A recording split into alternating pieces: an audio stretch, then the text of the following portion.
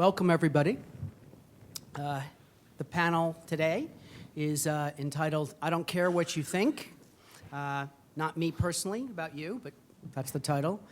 Behaviors versus opinions, kind of like the two great religions of marketing. And we're going to have a debate today for 35 minutes or so. Then we're going to open it up to questions, and I think you're supposed to walk up to the front and talk into that microphone over there. That's your microphone. So before we start, our esteemed panel, that's also very diverse, is going to all introduce themselves, and I will start asking questions. Thank you. Tripti Patil, I lead the Campaign Insights team at Mullen. I'm generally the person in the room who's trying to keep everyone real, so this should be really exciting given the panels, like you have planners and creative people. I'm Don Hogel. I'm an independent brand strategist and communications consultant, formerly head of strategy at Havas, New York. Hi, I'm Jay Patasol. I am group director of creative strategy at DigitasLBi. It's a fancy title for planner. Hi, I'm Ryder Daniels. I'm the founder and CEO of Capsaicin LLC. Thank you all. Before we start, I just was thinking about the issue and remembering when I got into the business, there were only really two metrics. There were creative agencies, and the metric was, did we win any awards? And then there were the agencies run by the account people, and the metric was, did the client like it? Sometimes did the client's wife like it? And that was it. Those were the only metrics. So we've come a long way. And with that, we will, I will ask questions, and whoever has a really good answer or not, we'll give it a shot. Yeah, really. Right? Why not? Okay, so first of all, does behavior change attitudes, or do attitudes really change behavior? Which is it? I'll start and say I would be of the opinion that attitudes drive behavior, and that if you want to change behavior, you probably need to change attitudes. And that there's a thing in between those two, which would be experiences. So people's attitudes usually change because they have some sort of an experience. Right. I'll use an example. One of my favorite examples, I happen to be gay, and Senator Rob Portman, who's a Republican senator, was opposed to same-sex marriage, and until his son came to him and said, Dad, I happen to be one of them. And he changed his attitude then, and now he's come out, of course, in favor of same-sex marriage. So, he had an experience. We might chide him a little bit because it was one of his own, so he still wasn't kind of giving the other credit for, what they deserved, but he did change his attitude because of an experience then. It took him 2 years to do it, but he did. So people have, people's exposure to things. I may be predisposed against a brand or for a brand, and then I have experiences related to that brand. Maybe you share an experience with me, and then I go out and do it again. All of that allows me to shift my attitude, but until the attitude shifts, generally the behavior doesn't shift. Anybody else before we move on? Now, What about... how am I supposed to disagree with that example? Well, You can't. I'll be the role of the challenger here. Well, what about smoking and drug cessation? You don't they say there's the 12-step program? They're all about you have to do, and then the neural pathways in your brain reconfigure themselves to reinforce whatever the thing you did is, and then you think differently. What about those? How does that fit into your model or anybody? Well, you have a physical addiction with smoking and stuff like that, but you do have behavior modification, and certainly, you can, we regulate changes in behavior, so we can talk about affirmative action, for example, which is regulated behavioral change, and through, again, experience, perhaps driven by that behavioral change, people's attitudes change. So in that case, we have a societal thing, the government steps in and regulates something for a societal good, and we are actually forced to change attitudes. But you can't regulate and change an attitude, but you can regulate a change of behavior. Brands don't have that option, obviously, to regulate changes in behavior, so they do have to work on the attitude, and they have to create experiences that allow that attitude to shift. Well, I think that's definitely one way that it's happened, is that you affect attitudes that leads to the behavioral shift. But we live in a much more accelerated society where things move very fast in and out of fad, in and out of trend, in and out of culture. And I think there are other ways that you can do it. I think you can speed things up and kind of solicit responses from people or actions from people. And when they do these things, by reverse, if you will, it changes their attitudes towards things. So I think you can go back and forth, depending upon your particularly if you situation. give people something that they have an unmet demand for. Right. Or maybe they don't even know that they have a demand for it yet, but when it suddenly technologically becomes available, we realize, wow, we do have a demand for it, we love it, and then we start behaving with that thing in that way. And then we come to have an attitude about it that favors it. Yes, absolutely. Okay, I'm gonna keep going. So when I started, there was direct marketing, and then there was everything else. And direct marketers measured things and tested things, and then there was everything else was pretty much brand except for maybe retail.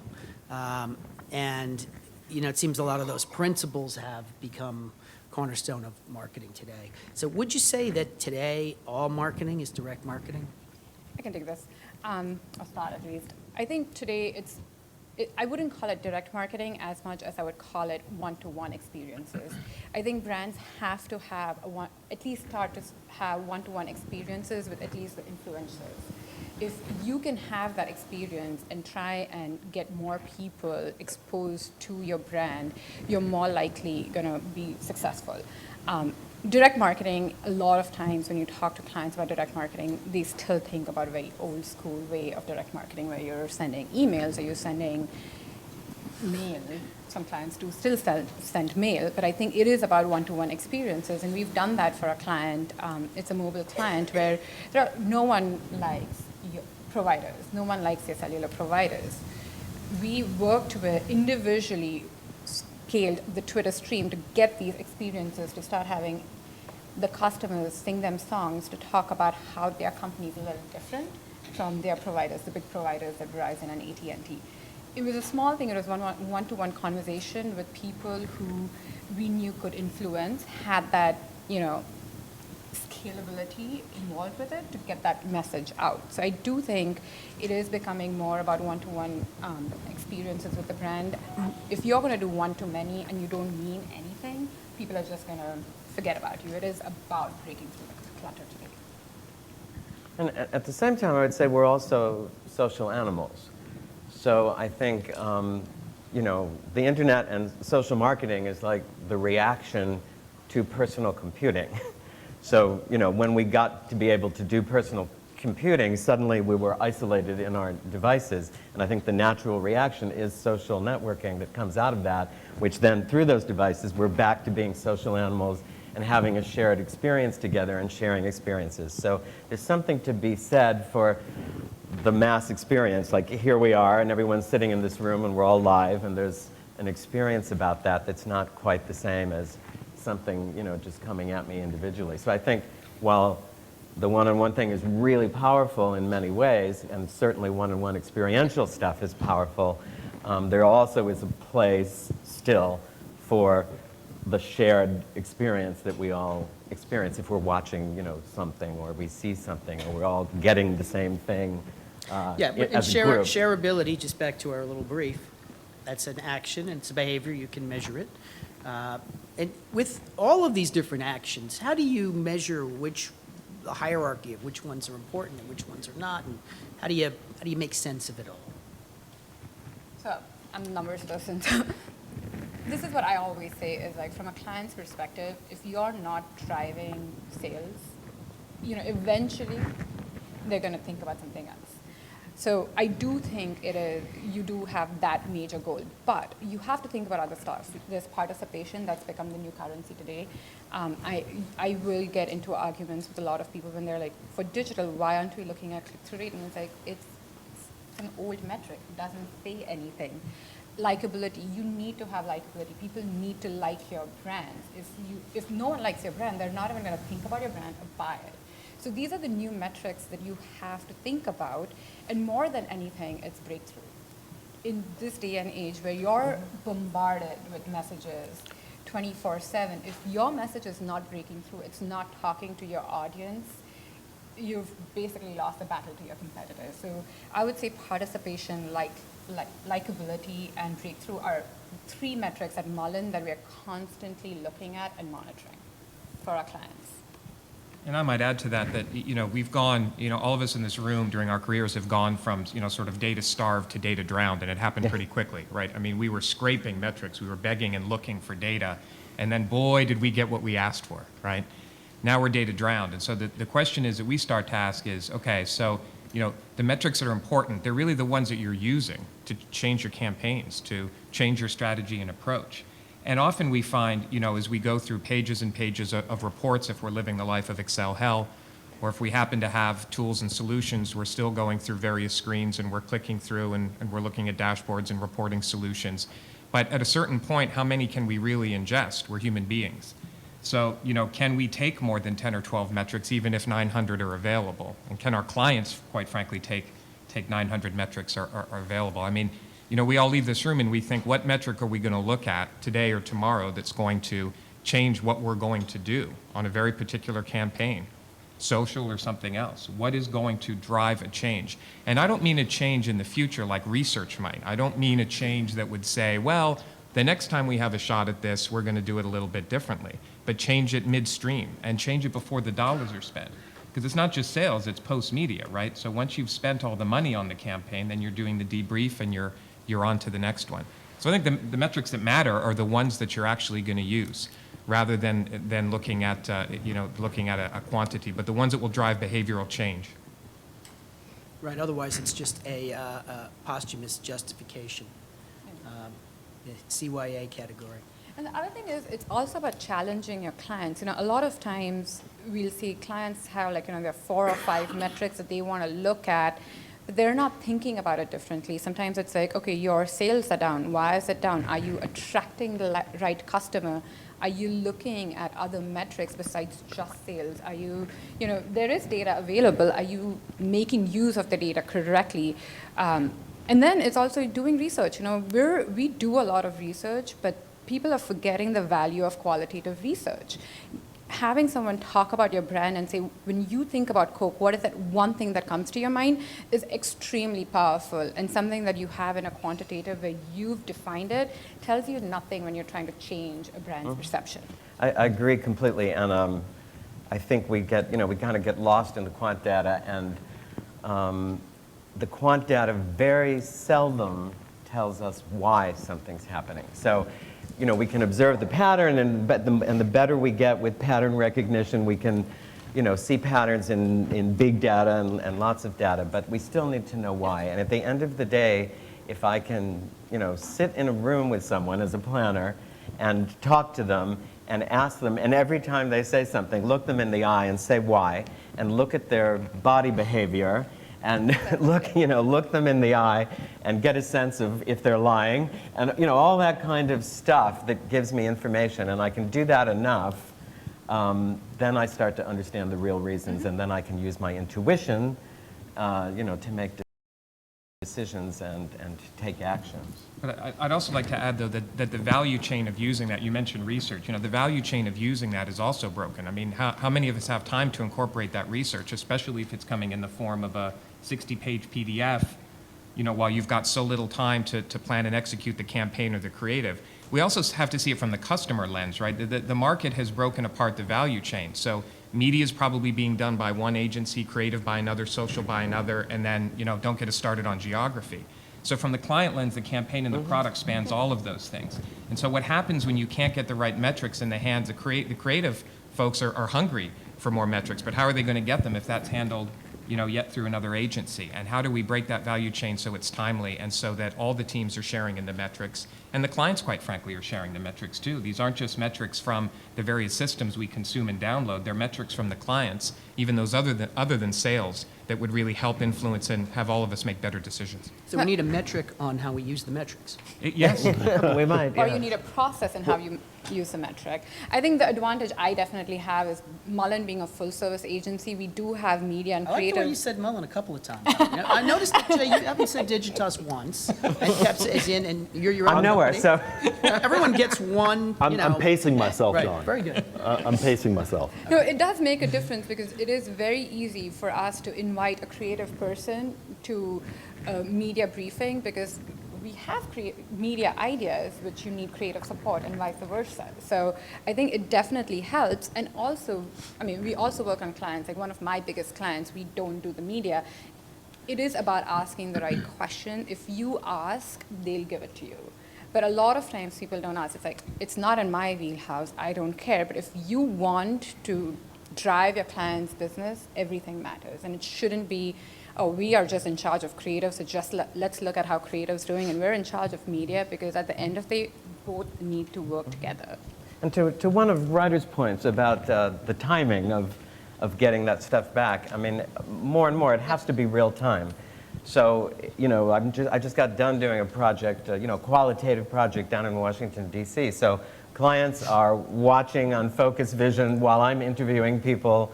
You know, we're having a call, you know, after several interviews, we're iteratively making changes to what we're doing, and I'm writing an email back at the hotel that's top-lining the day. So there's probably, I'm writing a final report, but no one's going to read it. You know, it's just a formality. We've got the learning. We've actually made the decisions already, and we did it in real time. I'm on the, here I'll make a plug. I'm on the, I'm an advisor for a mobile app that's in development called Even Voice. And it's real-time consumer sentiment about brands. So the very simple way. Evenvoice.com. Evenvoice.com. Right, okay. A very, it's in alpha test. All right. But no, a very, very simple way. We all have brand experiences constantly.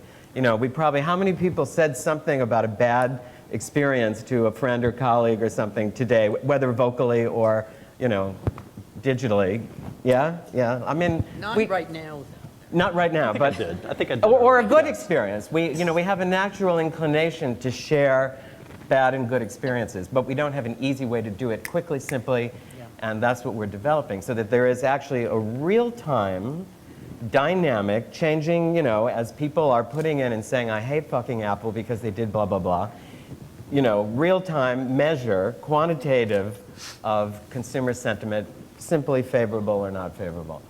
And a way to measure that against your competitors. So that's, you know, we live in real time now, and we have access to, we're networked in real time, and we have to have real time tools. I think the real time point is a great point, because, again, you know, things have just sped up so much, and that, you know, if we go back to the question of what's the right thing to measure, I almost want to say the question should be what's the right thing that we want to get people to do? You know, it's just not. It's just not marketing. It's just not marketing as perception or attitude. We've moved out of the creative revolution and moved into the technology revolution, and it's about doing things with people. You know, and getting people to do things, and those are the things that in turn measure. You know, the responses, the things that they do. Yeah, and many clients have traditional data that's helpful here. I always come back to things like contact center or call center data. I mean, how many clients have call centers, and that would influence digital? I mean, that's long before social. That's kind of the original. I mean, these brands have thousands of inbound calls a day to talk about how they feel and how they feel about a product, positive and negative. But how many clients are really sharing that data back with all of us? And how much does that drive in the new digital creative? And it's managed by another operation and someone at the client, and very rarely do we see it cross. And yet that integration, that meta layer of all these data sources, which isn't really big data, because that's a term that's overused, it's just a lot of data.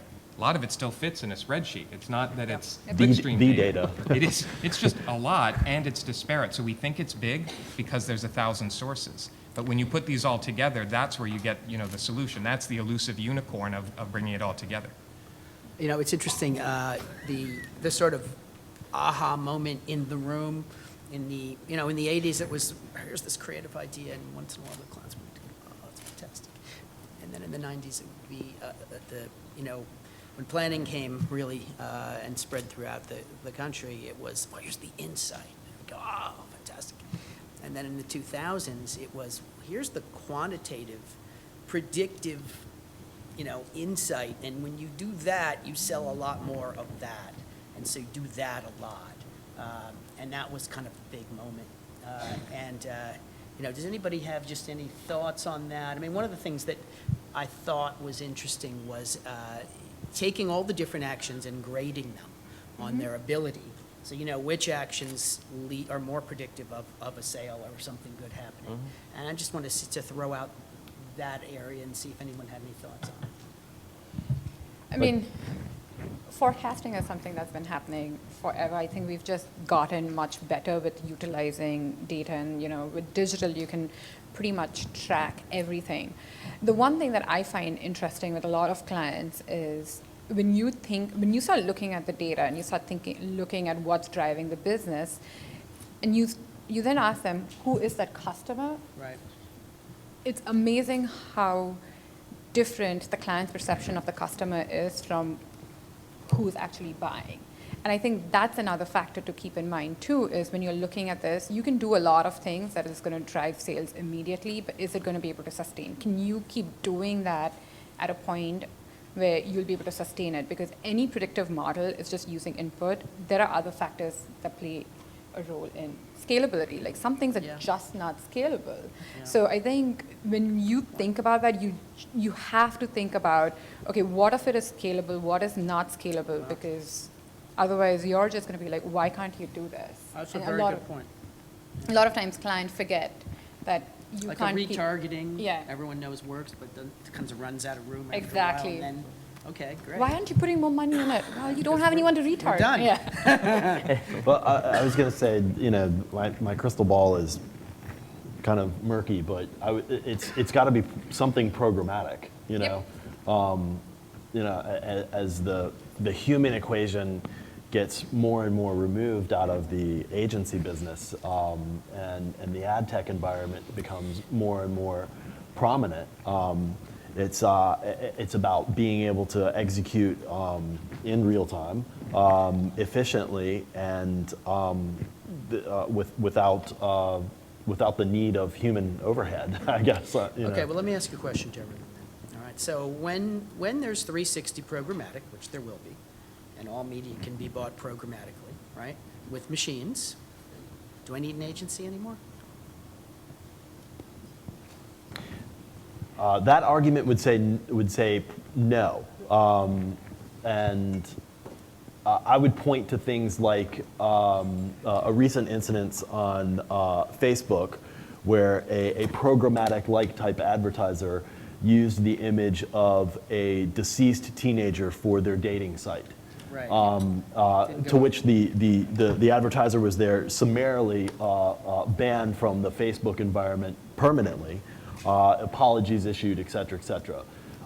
So yes, with programmatic resources and the amazing glittery thing that we call ad tech, you no longer need agencies until all of a sudden you start offending people left and right, and then all of a sudden you want the subjective, I guess, human empathy and understanding of the situation. That's kind of where I net. You want think- human intelligence as Yeah. well as Yeah. machine intelligence. And the Yeah. problem is for all of us, and my company included, machine intelligence only takes you so far because it does not contain judgment.